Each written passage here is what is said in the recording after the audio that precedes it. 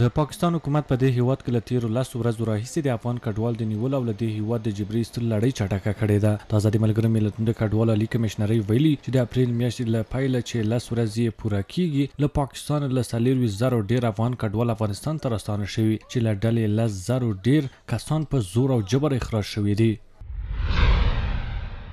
اسلام آباد غواړي چې 8 لک افغانان د دوی د استوګنې جوازونو له لغوه کولو وروسته له پاکستان نه وباسي.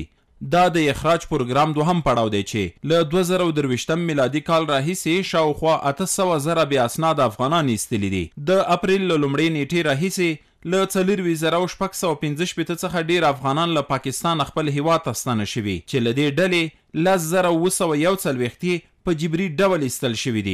د کډوال عالي کمشنرۍ دا رقم داسې مهال خپروي چې په کابل کې د کډوال او رسنیدونکو چارو وزارت سرپرست مولوي عبدالکبیر د افغانستان لپاره د ملګرو ملتونو د کډوالو عالي کمشنرۍ له رئیس سره په کتنه کې د کابل، اسلام آباد او د ملګرو ملتونو ترمنځ د درې اړخیزې ناستې د جوړېدو په اړه خبرې کړې دي.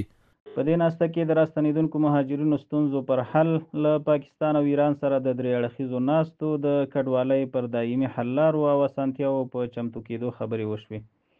ښاغلي عرفات جمال د مهاجرینو چارو وزارت له همغږۍ او همکارۍ مننه وکړه. نوموړي وویل له قطري چارواکو سره یې د افغانستان، پاکستان او یونیسیار د درې اړخیزې ناستې په هکله خبرې کړي او تمه یې وښوده چې په راتلونکي میاشت کې به ترسره شي. بلخوا د اقتصاد وزارت سرپرست قاری الدین محمد حنیف د کډوال د مرستو د جلب کمیټې په غونډه کې د بېلابېلو وزارتونو او خصوصي سکتور له اساسو سره د راستنیدونکو ستونزې ارزولي او د مرستو دوام غوښتنه کړې. وزارت اقتصاد مسئول جلب و جذب کمک‌ها به مهاجرین عزیز ماست.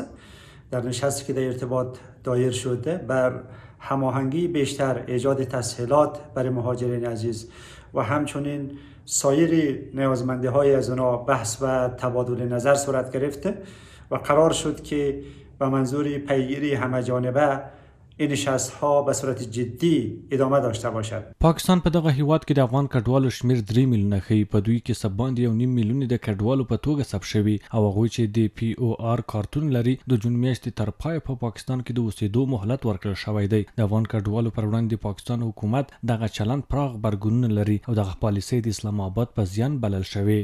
په ډېر تعصب سره چې کوم اعمال پاکستانی چارواکو د موږ د افغانانو ورونو سره چې هلته مهاجر دي دوی دغه اعمال شروع کړي دي چې دا نه د ګاونډیتوب په اصولو برابر دي، نه د اسلامي اصولو برابر دي او نه هم د انساني اصولو برابر دي. زه امید کوم چې دا کوم ظالمانه اقدام چې د افغانانو په مقابل کې هلته ترسره کیږي د نه پاکستان لاس په سر شي او دا به د دوی ډېرې یوه تاریخي اشتباه وي چې دغه اعمال دوی په مخ کې بیایي، ځکه چې افغانان باید په داوطلبانه شکل باندې، په ابرومندانه شکل باندې باید خپل وطن ته راستانه شي.